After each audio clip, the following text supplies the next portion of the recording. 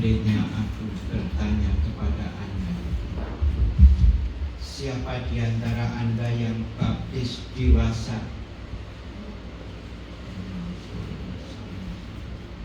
Oh, lumayan banyak. Dulu ketika mau baptis, sadar dan terencana enggak?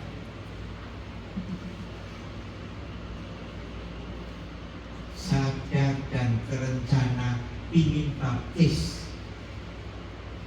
Siapa yang nekat ngawur aja? Enggak ada. Yang baptis dewasa, sadar dan terencana. Saya dibaptis ketika umur 3 hari. Maka aku ini baptis terpaksa. Tahu-tahu sudah Katolik gitu aja. Padahal saya dari Muntilan. Muntilan masih ke sana lagi ke arah Gunung Merapi. Kalau Anda mengenal Bandit atau gereja Muntilan itu masih sekitar 2 kilo dari sana itu ke arah Gunung Merapi. Saya kecil belum ada listrik. Listrik masuk desa saya itu tahun 75.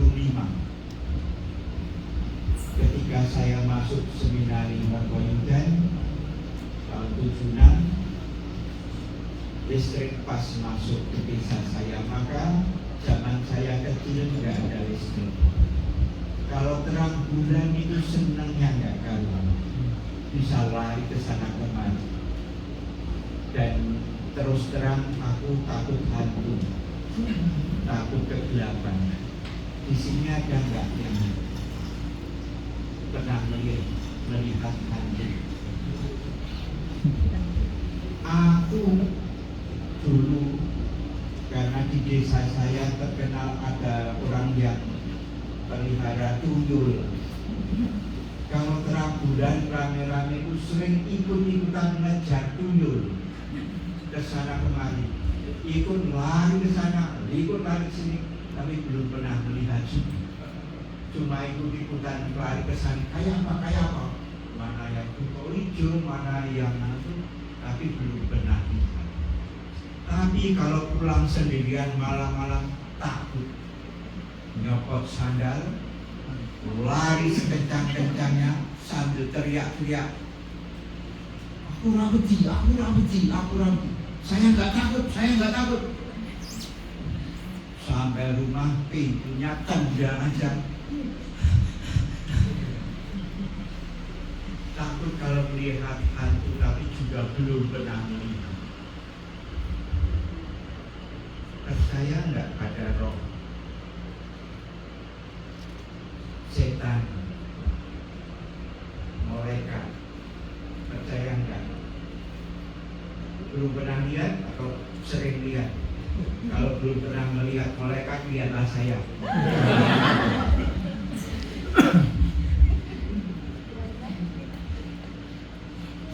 Kita takut setan karena kita percaya ada jiwa yang kekal. Dengan itu kita percaya santo-santa juga.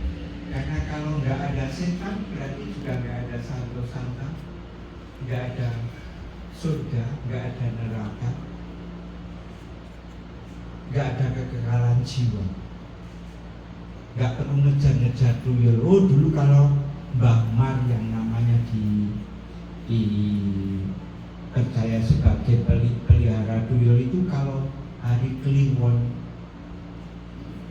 aksara Muntilan itu hari Kliwon, Mbah Mar itu ke pasar Muntilan pakai baju dan celana hitam congkrang kayak penjual sate Madura zaman dulu. Itu tudungnya gede dan jalannya terbungkuk-bungkuk gini. Kami percaya dia gendong tuyul dan kami senang. Dari kejauhan dia cumi kepel, banget jalan itu lari ke belakangnya laras gini-gini. Kalau dia tengok berarti gendong tuyul. Karena sementara tuyulnya menghadap ke belakang, dia menghadap ke sana digendong. Nengok dulu, udah tenang, tuyul. Ketika saya belajar teologi, belajar apa yang disebut eskatologi, hidup sesudah mati, 2 menit dosen saya Wiladaria, orang Spanyol yang saleh, mengatakan kepada kami 2 menit sebelum bel berbunyi di akhir semester, saudara, saya berbusa-busa ngomong 1 semester tentang kehidupan kekal, tentang hidup sesudah mati. Semua kutipan kitab suci sudah saya berikan kepada Anda. Tapi terus terang saya belum pernah membuktikan benar tidaknya. Anda percaya ya syukur, kalau Anda nggak percaya matilah secepatnya. Setelah kami nyengir, belnya berbunyi. Selesai semester itu dengan kesimpulan matilah secepatnya.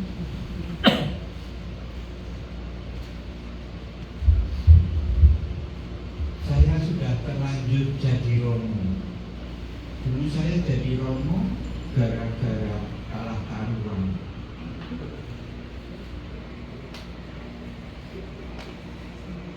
Saya masuk Yesuit, orang tua saya nggak setuju juga.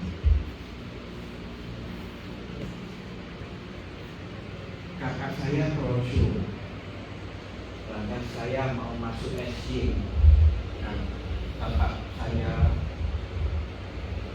kok masuk ke SJ? SJ itu jauh, ketat, nanti kamu hilang dari peredaran keluarga. Beneran, lagi apa? Dan memang saya jarang pulang. Kalau kakak saya yang kroco itu punya duit, kalau Yesus gak punya duit. Kakak saya kalau ngambil cuti pas lebaran, sehingga ketemu banyak orang. Aku gak pernah cuti. Kalau saya pulang, ibu saya selalu mengatakan, besok kali kalau pulang itu bilang-bilang. Saya enggak bilang. Disuruh nginep di rumah, aku yang enggak pernah nginep. Aku nginepnya di pasturan.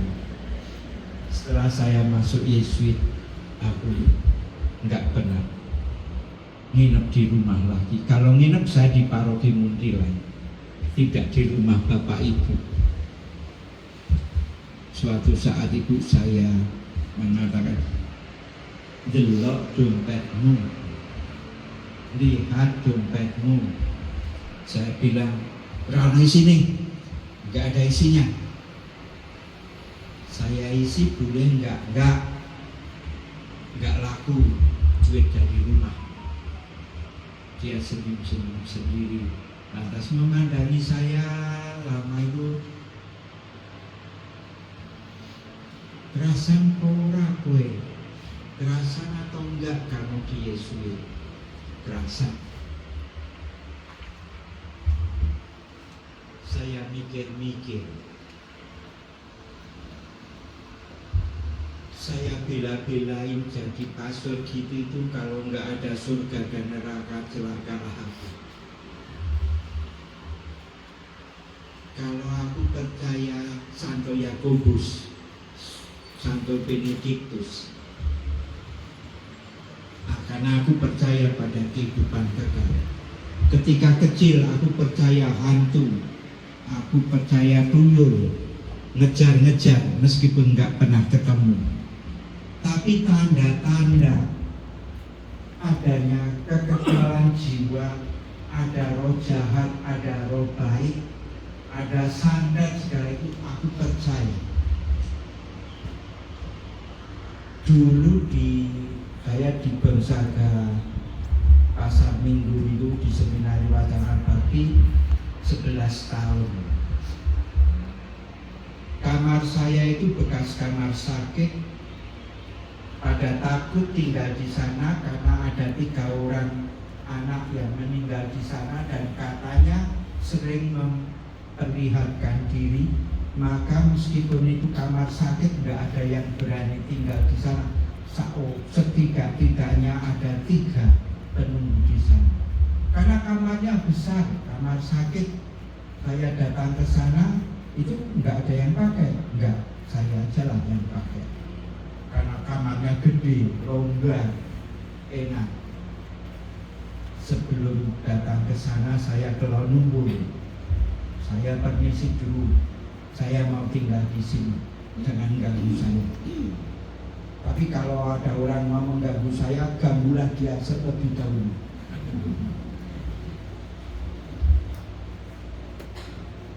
Dan saya tersenyum sendiri, hormat.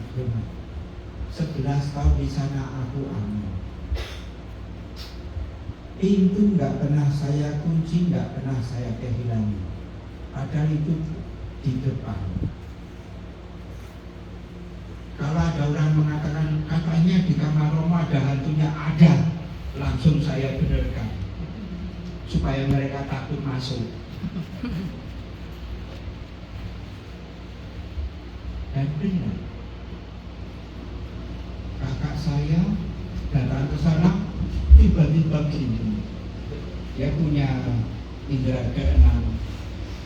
Kamu di sini nggak sendirian, Todi? Enggak.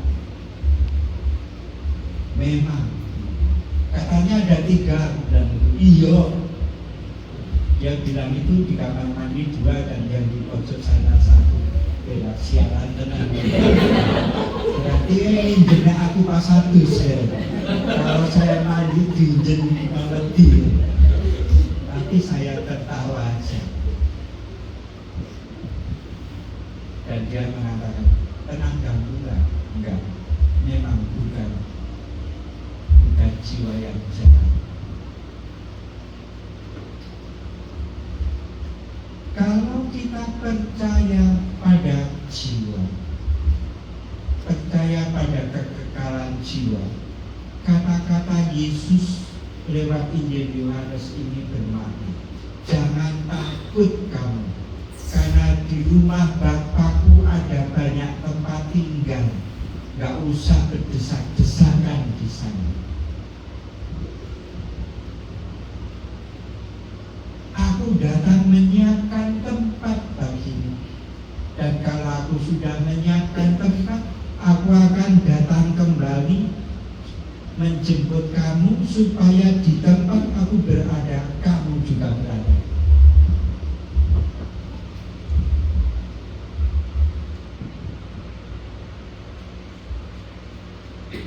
Dulu saya kalau mendoakan arwah ini ada lagu yang sekarang nggak populer lagi. Tapi ketika saya kecil itu lagu wajib. Kalau mengantarkan jenazah dan mendoakan jenazah harus lagu itu dinyanyikan. Di paradisum kehidupan di Angeli, itu aperto susi piante mati aperto cante in civitatem sancta Jerusalem chorus angelorum Jesus et cura absaro coram papiri eternam habeas requiem. Aku hafal lagu itu sejak sebelum saya sekolah sampai sekarang tetap ada di sini. Dalam bahasa Jawanya minggah ing Pirbus, naiklah ke Petrus. saudara-saudara saya di desa yang Katolik, yang Islam, yang Kristen, pesennya satu.